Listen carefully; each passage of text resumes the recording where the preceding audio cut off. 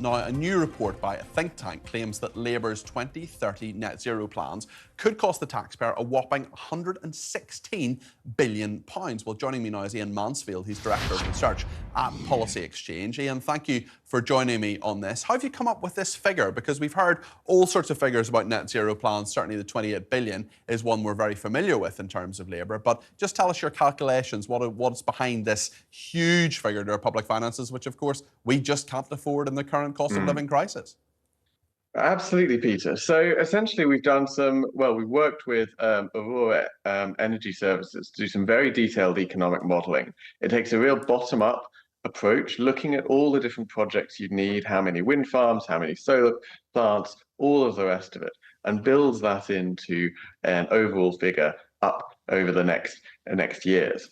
And the real thing about the 2030 plan is that an awful lot of this finance needs to be front-loaded. So of that 116 billion, 93 billion of it, that's over 15 billion pounds a year, would need to be spent in the next 6 years between now and 2030. And that's a colossal amount. So that's when you say front-loaded, you mean at the start, the outlay, essentially, before you get any benefit, before this would go on and so on. It's interesting as well that you found about the millions of tons of steel, building pylons will also be required, carbon capture technologies, actually unlikely to be ready. So even if the money is there, even if Chancellor Rachel Reeves, say after the next election, she becomes the first female Chancellor of this country, says, right, we're actually going to go for this, we're going to put this money in, it's going to cost a lot more than she thinks it's going to. And also, according to your report, and also a lot of this technology might not even be ready yet, Iain. Yeah, I mean, you've hit on absolutely the core point of this, Peter, because if you look at, say, the 2035 target, that's still ambitious, but you could get there if you put the money behind it.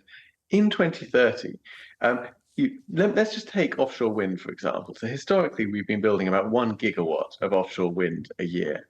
In order to hit the 2030 target, we need to be building 6 gigawatts a year. That's 6 times as much over the next 6 years. And even with the best will in the world, you can't go from 1 to 6 overnight. And it's similar figures if you look at solar, if you look at batteries. And just to give some indication of this, a wind farm typically takes 11 or 12 years to build from first conception to actually generating power. How can you get those online in just before 2030? And of course, things like more nuclear are completely out. And that's actually a real danger. But if we tried to throw everything into going for 2030, we'd actually be ruling out some really important technologies, and nuclear is the big one here, but also some around the things around carbon capture and storage, which could actually get us to net zero on a more realistic time frame and in a more affordable way.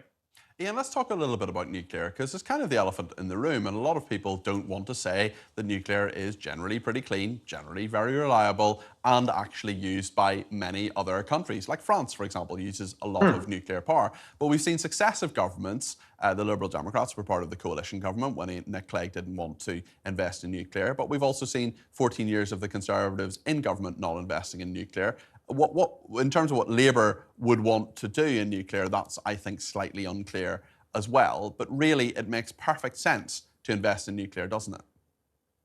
Absolutely. So a key recommendation in our report that we should go ahead with both mainstream nuclear and also SMRs, sort of small modular reactors. And actually, just again, this is about small modular reactors are, Iain, because I think a lot of people just don't know. They're basically like a sort of a miniature nuclear reactor that's a lot easier and quicker to build. I mean, it's not that easy, it's still a nuclear reactor, than, the massive Sizewell power stations that you're used to, and can be built and generated. It's similar to sort of a bigger version of the things that you get on nuclear submarines, for example.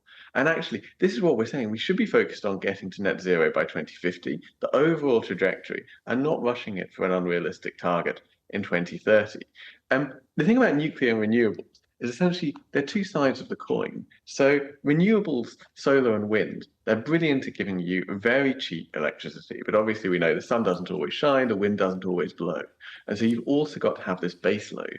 And that comes from nuclear. It can also come from residual gas. And actually most models say you still always will need a tiny bit of gas in the system, compensated for by carbon capture and storage, just if you get a 1 week period in winter where you get barely any wind. So you'll still need that there as a backup.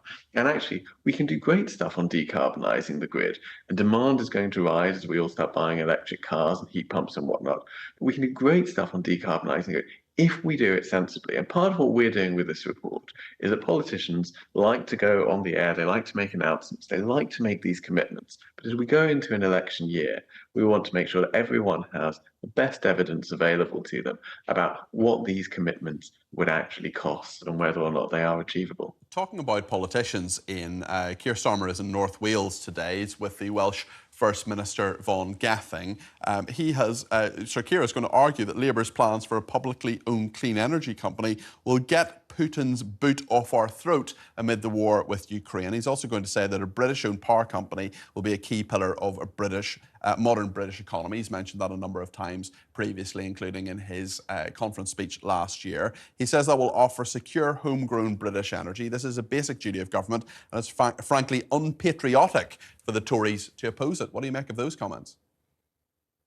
I would say that who owns the power company is a little bit of a distraction. I mean, as long as it's not Putin.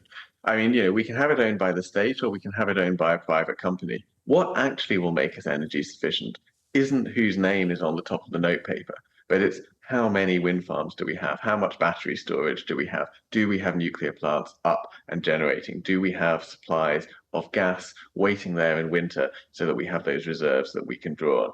It's not about ownership, it's do we actually have the means of generation available? There will So be I'm not people necessarily against it. I just don't think it's the most important thing. There will be people who question, and I think I'm one of them actually, the wisdom of net zero actually as a policy in terms of the huge societal economic change that we need or would need to get to net zero when actually our emissions are about 1% of global emissions. You're talking about what can get us there, but will it actually be worth it even if it happens in the way that you outline?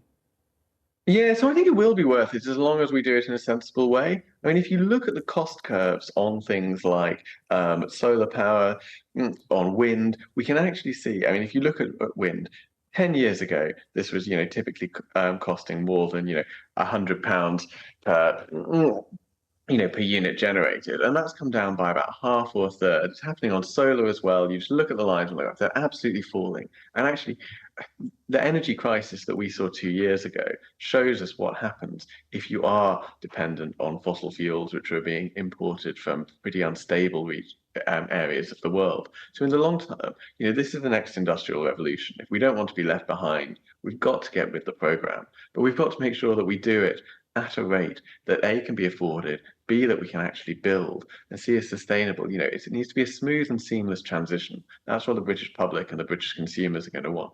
Iain, you're one of my favourite wonks. Thank you very much indeed. Iain Mansfield, Director of Research at Policy Exchange think tank.